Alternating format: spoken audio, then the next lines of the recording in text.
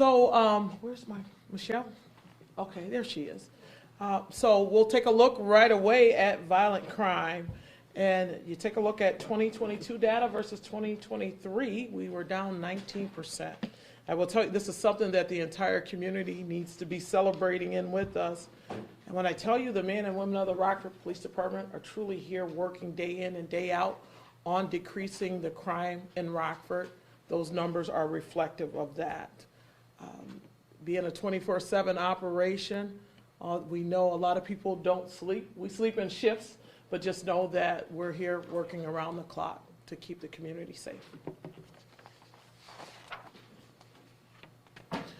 So you see a trend here for the past 5 years with violent crime, and it's consistently decreased over the past 3 years as well. So our violent crime numbers for the end of 2023 ended up at 1,727 for the year. Real quick look at domestic related violent crime, roughly a 6% increase from our 2022 numbers.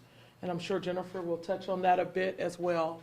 As we've often talked about the opening of the Family Peace Center and continued education to the community across the board, we expected to see an increase in those numbers as well. So I'm not going to jump into that too far. All right, taking a look at our homicide numbers for 2023, we were up roughly 33% from 2022.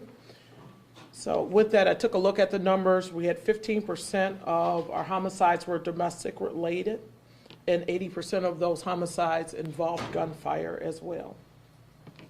I just want to touch on real quick when I think about 2023, and I think that was our first homicide of the year as well, with Peggy Anderson being killed. I can't say thank you enough to the community for the support, people reaching out, providing us with information.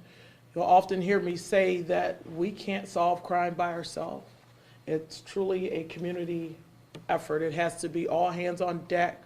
And I'm just so thankful for the relationships that we've built with the community over the years, where we have community members that are comfortable enough to reach out and give us information when they feel that they have information of value to share with us.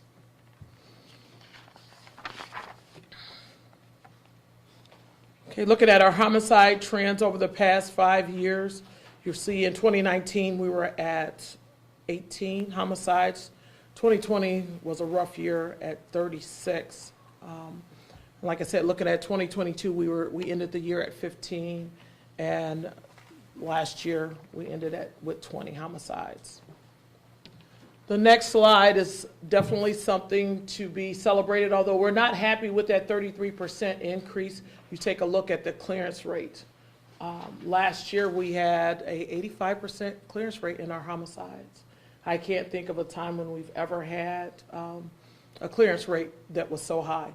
Once again, it speaks to the level of commitment to the Rockford Police Department, the officers that are sworn to do their jobs day in and day out. Also the detectives that continue to work around the clock and follow every lead that comes into them. So, and you can imagine there are individuals in the community that would definitely prefer to have street justice, if you will. But I'm thankful for, once again, those relationships being built and people reaching out and sharing information, and once again, following up on every lead.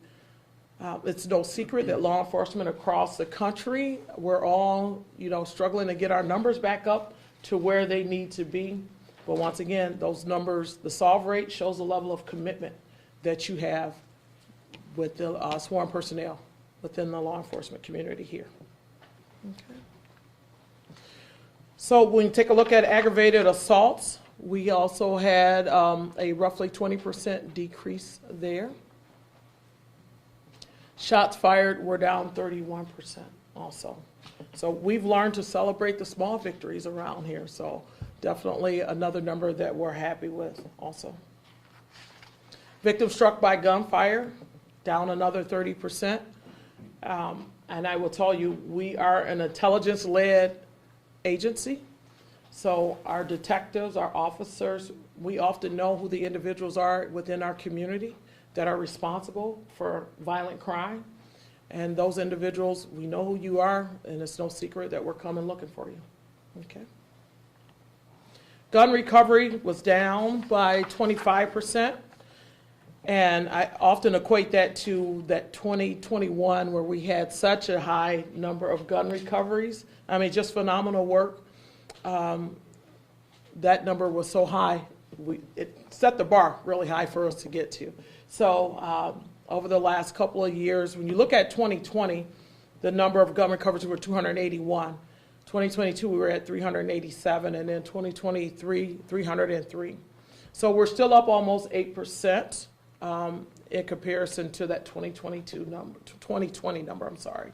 So continue to strive to get more guns off of the street, and looking at, the 80% of homicides that were a result of gunfire. We recognize that handguns, firearms are still a problem in the community, and we're going to continue to get after it. Property crimes are up 3%, so a slight increase. And then taking a look at robberies, this is another number to be celebrated where we saw a 7% reduction. Auto thefts, this is no secret. Across the country, nationally, those numbers are up. So we saw a slight increase at 2%.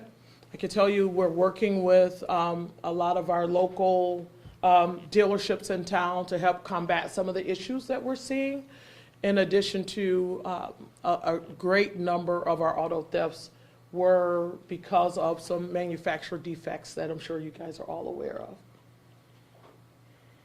of. Just sharing some numbers from 2022 to 2023 on our narcotic recoveries. A lot of the numbers were similar, especially when you look at our cocaine recovery numbers as well. So once again, our narcotics unit, we have some collaborating partners that we work with, and they've been getting the job done for us essentially. All right, taking a look at our traffic data. So in 2023, we had a total of 10,615 citations and or warnings that were written. We had 17 traffic fatalities. We had 4 that were pedestrian fatalities and 13 motor vehicle fatalities. So I tell you, we often get complaints from the community in regards to speeding and other traffic concerns. I just want the public to know we do take those complaints very seriously. We have increased our traffic enforcement. You'll see a number in there. There's roughly 1,200 man hours that were worked under some grant details, but outside of the grant details, we've done some additional enforcement at the patrol level that has picked up as well. So we're also looking into some additional technology that will be of assistance to patrol to help enhance that traffic enforcement as well.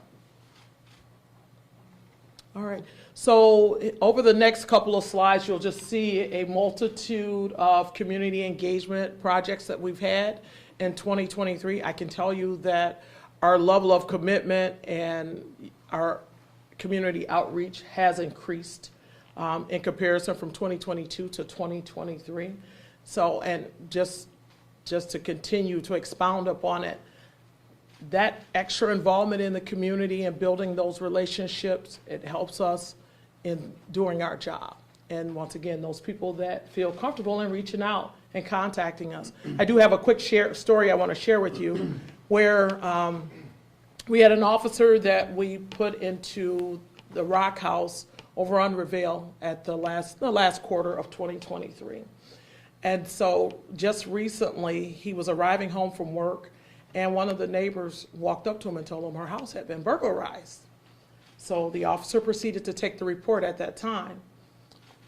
Got a good description of the suspect, and he thought, I've seen that guy in the neighborhood before. So he proceeded to check his cameras as well around his house and caught video of the suspect. Fast forward, make a long story short, a couple days later, he actually locates the suspect walking through the neighborhood. Takes him into custody, Mirandizes him, interviews him in regards to the burglary. Long story short, the case was reviewed with the state's attorney's office, and the gentleman was charged with the residential burglary. So when I talk about building those relationships, being embedded in the community, that's exactly what we hope to see by placing officers in the right place.